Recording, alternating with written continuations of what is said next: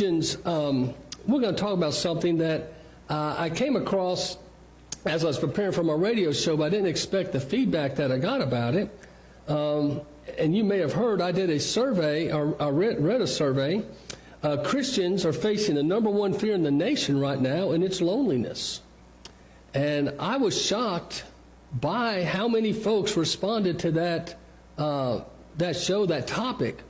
So I thought I just prayed and I would do a message this morning on how to handle loneliness. You know anybody that's lonely? Have any of you ever been lonely before? It can be a time. Two different times I've had to move ahead of Judy and the girls because you have to wait for your house to sell when you go to a new place. And I was at one church, and I had just the way it fell. I had to spend Father's Day all alone, and that was the pits. And I remember I went to a pizza joint, and they all called me on FaceTime, and then I went and watched The Green Lantern. That movie had just come out, all by myself. So I sang Barry Manilow anyway. Was that him that did that? Christians facing the number one fear in the nation is loneliness. Psalms 25:16 says, "Turn to me and be gracious to me, for I am lonely and afflicted." If there's one person that understood loneliness, it was David. Many times he had to be alone as a shepherd boy. And if you remember when they called in all the sons to see which would be the next king, they even left him out in the field. So he probably felt neglected at times. Well, then on top of that, after he had proved himself a giant killer and a good army leader, Saul tried to kill him, and he had to flee and he had to hide. So David was very well acquainted. So Psalms 25:16, if I can repeat that, turn to me. He's talking to God. Turn to me, God. He's thinking God's left him. Turn to me. Be gracious to me, for I am lonely and afflicted. Have you ever felt that God's let you down? I meet Christians all the time that say, if there is a God, why does he let this happen to me? Or why does he let this happen to other people? I've met people that get angry with God because they feel like he's not answered their prayers. You may have heard this, but Ted Turner, the media mogul, got angry with God when his sister died of cancer. And he said that's when he became an atheist. And he said the 10 Commandments were the 10 suggestions. I don't know if you remember that. But he got angry with God, and to my knowledge, he never repented of that anger. In a recent poll, as I told you, fear phobias is what it was called. Death is number 2, but loneliness is number 1. Now, we just came out of that pandemic. You can imagine a lot of folks, suicide rates were up, depression rates were out the roof. So it's no wonder that now the result of all that is people are battling loneliness. The Gallup poll says loneliness affects more than 1/3 of the population, and a group of psychologists have said it's rising. Now this was interesting. A recent Christian conference of several thousand in a conference were polled. Are you ready for this? 92% at the Christian conference said they struggle with loneliness. These are Christians that were at a Bible conference trying to get fed, and 92% said they battle loneliness. You know, the first lonely person in the Bible was Adam. You remember? And they created Eve. You know the story. Another David quote is Psalms 23:4. "Even though I walk through the valley of the shadow of death, I will fear no evil. For your rod, your staff, they comfort me." You may feel like you're so alone that you're near the valley of the shadow of death. But Lee Strobel says it best here, and I think this is true of a lot of you in this room and a lot of you listening online. People today will admit any problem, from drugs, divorce, alcoholism, and there's one admission that all people loathe to make, whether they are the star on television or someone who fixes the televisions at a repair shop. It's just too embarrassing. It penetrates too deeply to the core of who they are. People don't want to admit that they are sometimes lonely. Loneliness is such a humiliating emotion that ought to have its own politically correct euphemism, and he just goes on to talk about it. I don't know what you guys think about loneliness.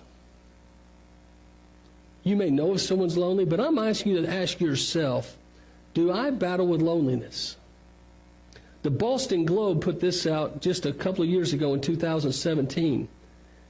The biggest threat facing middle-aged men isn't smoking or obesity, it's loneliness.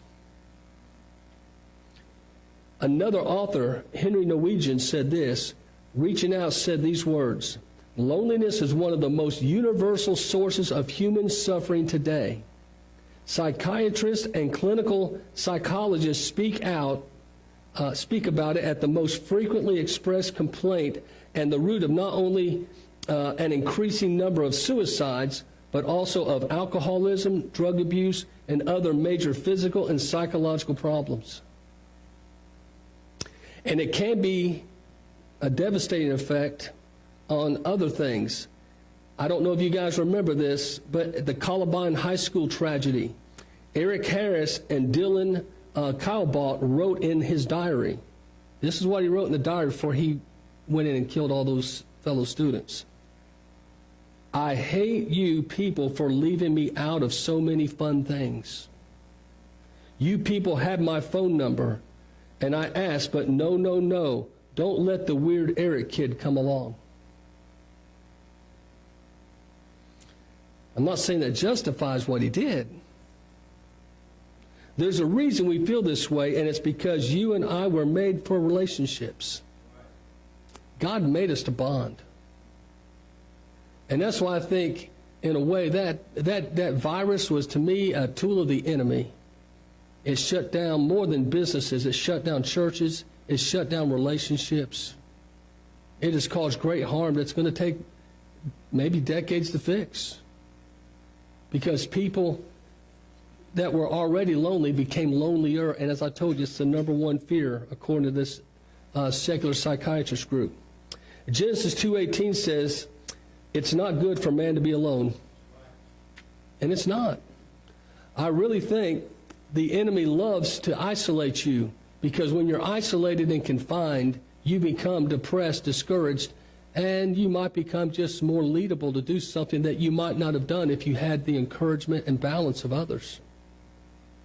So the many causes of loneliness, I've just came up with a few. Self-loneliness. That we create intentionally or unintentionally, isolate ourselves through negative attitude, actions, critical spirit, or cynicism. Some people are just so hard to be around, they're like hugging a porcupine. You know, they're always negative and always complaining, and they wonder why nobody wants to sit next to them at Thanksgiving. I'm just saying. You ever seen that family member nobody wants to sit next to? And because I'm the preacher, I'm always asked, hey, would you go sit next to Saul? Okay. I came here to relax too, you know, but anyway, I'll take one for the family so you guys can all have fun. I'll sit in there with Captain Killjoy and listen to all the ugly comments about everybody in the world. And I'll just keep eating my turkey and dressing. Did you know this? I didn't know this. Ahmed M. Nikolai, an MD professor of psychiatry at Harvard Medical School, explains that Sigmund Freud died at the age of 83, a bitter and disillusioned man. Did you know at the end of his life, he had turned even his followers and all of his friends against him? Freud died friendless. It is well known he had broke with each of his followers, and his end was bitter. Why? Because some folks, as they get older in life, they can become bitter with life. Number two, that's self-inflicted loneliness. Wounded loneliness beyond our control. There's folks that have, they get divorced, death, become widows or widowers, a friend or loved one moves away, or job transfers. Sometimes you're a wounded loneliness and it's out of your control. It's things that just happen in life, and you're put in a situation where you don't have the friends that you had at the other location. And a lot of children go through this when their parents relocate. We had to deal with this being in the ministry because, some churches love their pastors and sometimes they don't. And they don't consider what they do to the children and the spouses. And there's a lot of damage to pre-Ks. That's why I go out of my way. When I see a preacher's kid, I always go way out of my way to love them, to encourage them, find a way, to be kind to them. Like if a preacher's kid came here to lead worship or something, I would go out of my way to be nice to them because they get so much criticism growing up and throughout the world. It's needed to really be thinking about that. Just a word to you. Psychological loneliness, which often affects those in leadership positions. Elijah at Mount Carmel felt all alone as he felt he was the only dedicated follower to God. You remember after Mount Carmel, even though it was a great victory, he saw, God lap up the water and the sacrifice, and he did it, all that. He went and hid because he thought, hey, I'm all alone. There's no one else. There's the smart culture. Loneliness where our technology, even though we're connected globally, sometimes folks are feeling more distant. Because it's one thing to be friends online, but it's another thing to be friends face to face. I just don't think you can beat the in-house church relationship, faith relationship, friends and family. Yes, online's better than nothing, but I tell you what, there's something about that. A fifth conviction loneliness we choose because of decisions that we make, and we have to stand on conviction. Sometimes you have to make a decision, and because of that conviction, you could lose friends, or it can be a lonely road.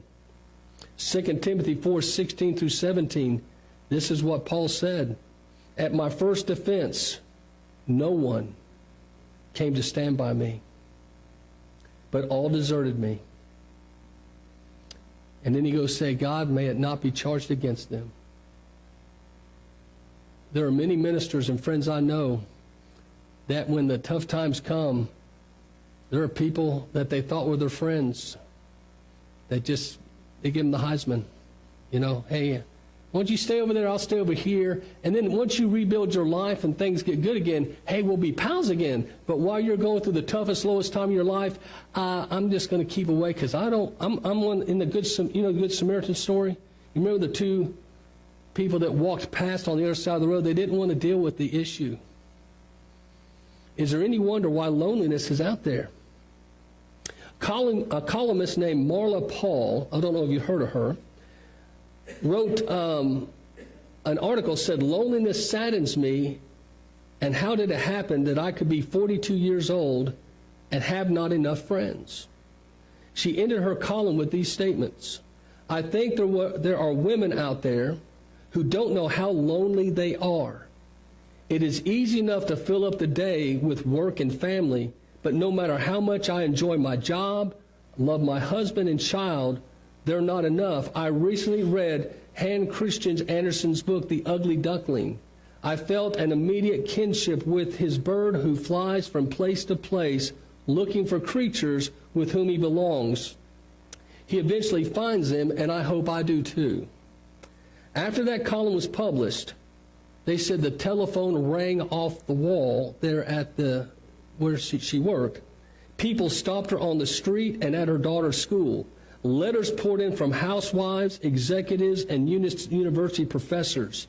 The column generated 7 times more mail than usual. They wanted to share their frustration and estrangement, if you will. All were tremendously successful people, but they were dealing with loneliness. I don't know if I'm striking a nerve with anybody here or if I've connected with anybody, but I just want to tell you that I say this not to make you feel bad, but to let you know you're not alone. The one thing about loneliness that the enemy makes you think is that there's no one else that cares. Nobody wants to intervene, and that's just not true.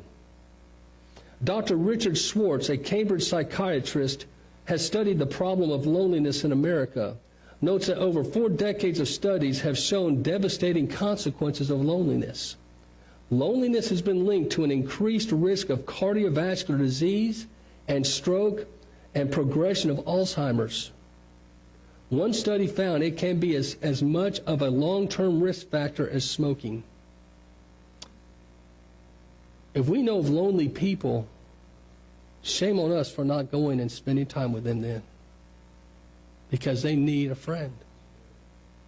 A huge study using data from 3.5 million people collected over 35 years found that those who fall into the categories of loneliness, isolation, or even simply living on their own can see their risk of premature death rise 26 to 32%. That just came out in 2018, that study. And that was a 35-year study. Psychiatry has worked hard to destigmatize things like depression, and to a large part has been successful. People are comfortable saying they are depressed, but they're not comfortable saying they're lonely. Because you're the kid sitting alone in the cafeteria.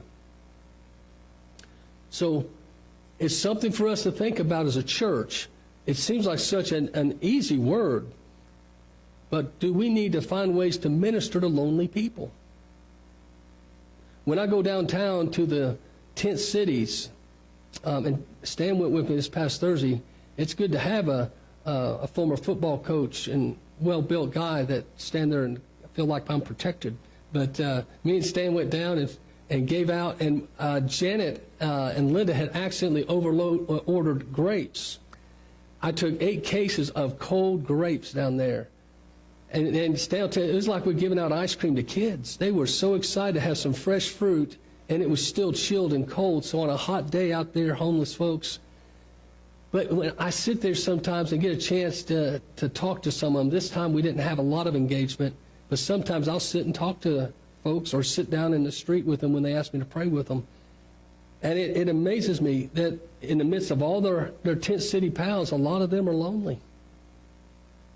Up at the food pantry, when we give out food every Friday and sometimes on Monday, there are folks that just really want to talk, but there's cars behind them, so we have to find creative ways. But Linda will tell you, there's lonely people every Friday at Linda and Annette. They're dying to spend some time with somebody. The good news is you don't have to remain lonely. So here's a couple of things. One, pursue a deeper relationship with Jesus Christ. You're saying, preacher, I knew you were going to say it, but it's true. God wants to have a close personal relationship. Don't you remember, I love this verse of Revelations 3:20. Behold, I stand at the door and knock. If anyone hears my voice and opens the door, I will come into him and be with him. God's right now knocking at your heart door. But sometimes you get so lonely, you get so defunct or discouraged, you'll turn to other things that just make noise in your life, be it maybe watching too much TV or getting involved with something online with news or social media. And before you know it, you've consumed your mind and you're not consumed with the Word and the ways of God. This right here is how God speaks to us. The Holy Spirit, of course, but by reading His Word, thinking about it, and then trying to apply it to your life. If you're lonely today, I have to ask you, when's the last time you've picked up the Bible and read it and then had a meaningful prayer time with God about it? It really can help in that time of situation. Second solution for loneliness, focus your attention on other people. And that's what I love about our church. We've got so many opportunities. We've got Operation Christmas Child now year-round. We've got a weekly senior adult ministry down at one of the senior adult centers. If you want to go and sing hymns and engage, we got seniors there that would love to hear from you. Of course, we got the food pantry, homeless ministry, and we have worship here. I think those are great opportunities, but there's others. And today, I've been asked to minister to a friend of mine, and I'm going to, I have to sacrifice, but I'm going to go on a Harley ride with Iron Man. But see, it's finding something that you enjoy doing with other people and go spend time with them. And Chris and I are going to go have a blast. And he's saying, hurry up, dude, so we can get on the road. But there are 5 ingredients to an enduring relationship I'll cover quickly. Now, I did steal these from an article. These aren't mine, but I thought they were good. First is affinity. You have something in common, like I mentioned, Harley riding. There has to be something in common. David experienced that with Jonathan, and they became pals. Affinity is the beginning of building a deep and lasting relationship. Amos 3:3, can 2 people walk together unless they agree? So affinity. Second is acceptance. Proverbs 17:17, a friend loves at all times. Not the good times, all times. We've got to learn to accept people in their worst times and their good times. Church, we're not good at that overall. Sometimes when someone has a bad day or a bad moment, sometimes we're quick to kick them out. I'm very much ashamed at some of our Southern Baptist leaders right now, because we have some men that had a weak moment. They've repented and asked for forgiveness, and how do we respond? We strike their names off anything they've ever been on, and within 24 hours of a news leak, they're all trying to distance themselves from them, and I'm going, and I texted one of them while I was in Woodstock, Georgia. He's a good friend of mine, and he thanked me I just said, hey, I hope you and your wife are doing well, and because Judy and I have hung out with him some, and he's been a mentor to me, and but anyway, and there's always 2 sides to every story. Make sure, if you can, always hear the other side. But deep relationships require that we accept the person no matter what, and when there is fault, we actively seek their healing and restoration. I've got a good friend right now that's got himself in some trouble, and I went immediately and tried to hang out with him, and he told me there's only 3 people right now that have reached out to him after all these mass friends. You have a mistake, you do something silly, that's when friends need to come. I don't know if you know this, but Jim Baker, who was put in jail, you remember he had the big Christian television ministry. You know the only preacher that visited him in prison? Billy Graham. And Billy Graham went as soon as visitors were allowed. He made sure, and he went often. He said, Billy Graham, I found out who my friends were. I used to have one of the most popular shows on TV. All these guys wanted to be on my show, wanted to be my friend, but when I had my moment, none of them were there but Billy Graham. Affinity, acceptance, authenticity. It's a key. True friendships are being real and honest. Have you ever met someone that sometimes they're not quite as honest, and it makes you think differently? But I saw this and I thought it was interesting. A newly promoted colonel who had moved to his makeshift office during the Gulf War was getting unpacked. He was so excited. He'd been promoted to colonel. He was now over this big group of troops.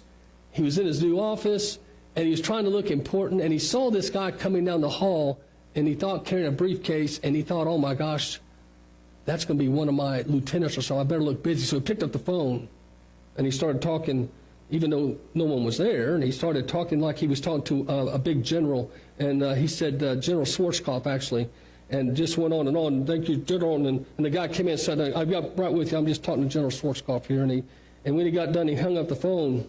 He says, how can I help you? He says, well, I'm a private, and I'm here to install your phone and hook it up for service. That's supposed to be a true story. Now, I can't imagine how that one went over down the mess hall and down the line. But we need to be authentic. We don't have to make things up to be accepted. I hope not. Especially here at Appleton. I mean, I'm so proud of our church. We're very loving and accepting of folks. I hear that all the time. People that visit say, your church is one of the most loving churches. And I have to agree. So experiencing that love and that relationship. Fourth is assistance. Real friends have attitudes to build enduring relationships, and they assist. Be devoted to one another in brotherly love. Honor one another above yourselves. That's Romans 12:10. No man or woman is an island. We need each other's assistance to be better. Be a friend who focuses on others and helps them when in need. As iron sharpens iron, a friend sharpens a friend, Proverbs 27:17. And the fifth is affirmation. Let's look at 1 Thessalonians 5:11. So encourage one another and build each other up.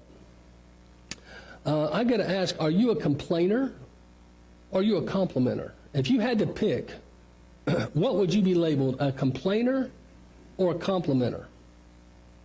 I really try to compliment folks, especially when they do something well.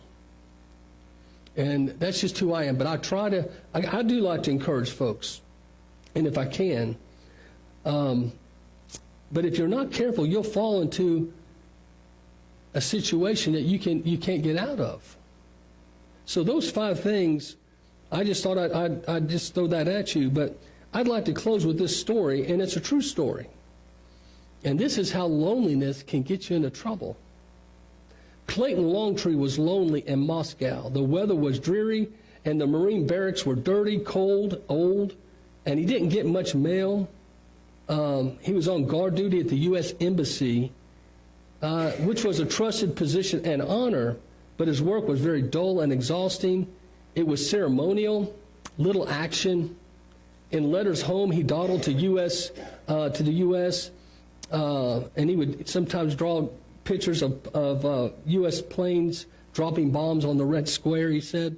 But he kept trying to keep in touch with his old girlfriend from high school, and then he found out she married somebody else because he'd been stationed there so long. She found somebody, and that broke his heart. So it was when Clayton met Violetta in the fall of 1985, the life in Moscow began to brighten. A tall, fair-skinned, beautiful Russian young lady, and she was a translator at the embassy. And now they've been warned about having relationships with Russian citizens. Make sure you check them out. But Violetta introduced Clayton to her uncle Sasha, who peppered him with questions about his life in the United States, his political views, life in Moscow and life in the embassy. And he began to open up about his loneliness to Sasha and how meaningless his job was. And Clayton enjoyed the older man's interest. One day, Sasha pulled a prepared list of detailed questions from his pocket, and Clayton finally realized that Violet's uncle Sasha worked for the KGB. True story. But Clayton kept meeting with him because finally somebody was paying attention to him and making him feel important. So he kept making excuses to his superiors, using elaborate techniques to make sure he wasn't even followed, because he realized he was in the wrong, but he just enjoyed being treated so kindly. After he had seen Violet for about 6 months, he got involved with starting to share blueprints of the place he worked at, and he compromised his work. He's not sure if the Marines knew or not, so they transferred him to another place.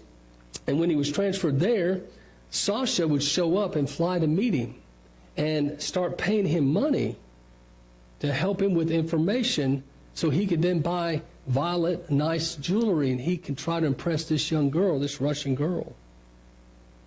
So as he got more involved in this, he finally started realizing what he'd been doing. So in December 1986, Clayton tried to trade it back.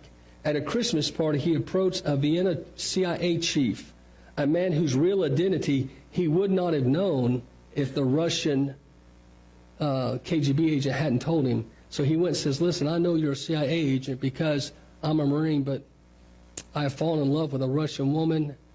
Her uncle is KGB, and I started dropping my guard. I started sharing information. Can you help me? The confession then became a court of trial, of course, and in 1987, Clayton Longtree was found guilty on all charges of espionage.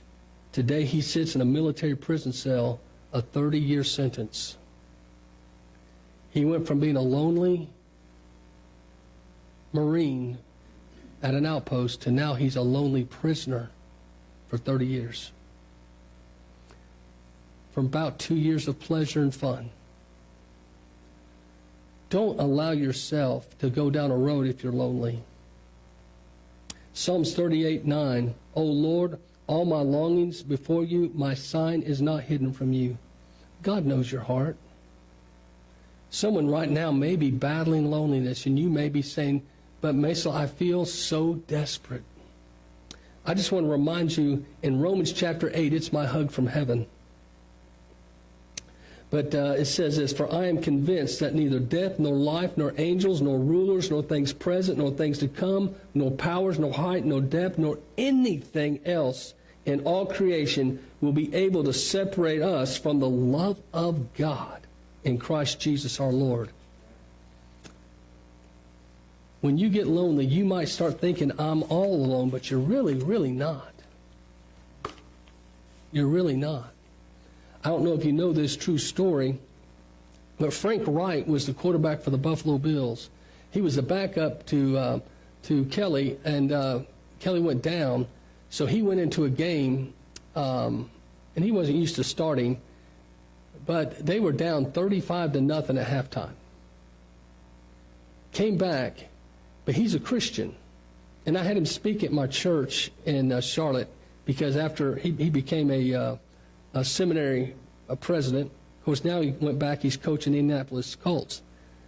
But he said that song, In Christ Alone, for some reason was in his mind, if you've heard the story. And he just kept singing it in his heart. And he led the greatest comeback in NFL history. In the third and fourth quarter, they came back and won the game. He said there was something about the Spirit of God in me, even though we were a defeated team. At halftime, we just thought it was over. But he realized with God, nothing's over. Nothing's over. One of my favorite worship leaders is Lauren Daigle. And I'm going to ask you to listen to this song, and the words will be on the screen, and just meditate for a moment. If you're battling loneliness, be honest about it. Talk to God about it. If you know of a lonely person, contact them this week and say, I want to take you to lunch, or I want to come by. Spend time with somebody. And you may say, well, I'm lonely too. Well, hey, that makes it even better. Go spend time with somebody and be some sunshine to somebody in the dark. Check this out.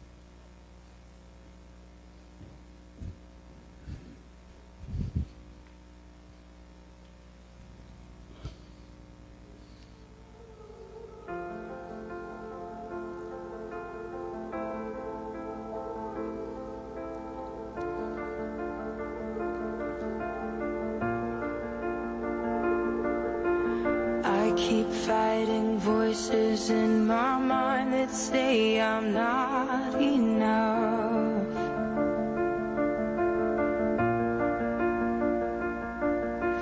Every single lie that tells me I will never measure up.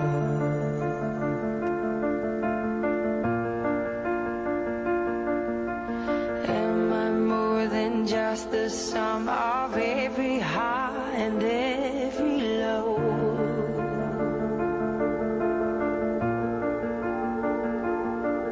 Remind me once again just who I am, because I need to know. Ooh, oh, you say I'm loved when I can't feel a thing. You say I'm strong when I think I'm weak. And you say I am held when I am falling short. And when I don't belong, oh, you say I am yours.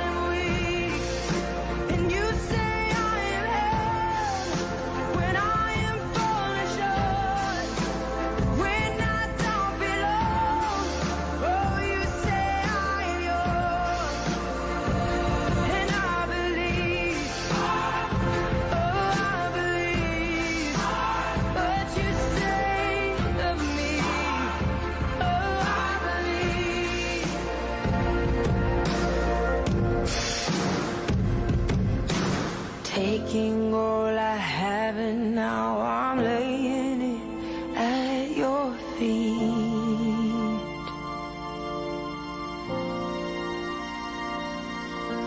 You'll have every failure, God. You'll have every victory.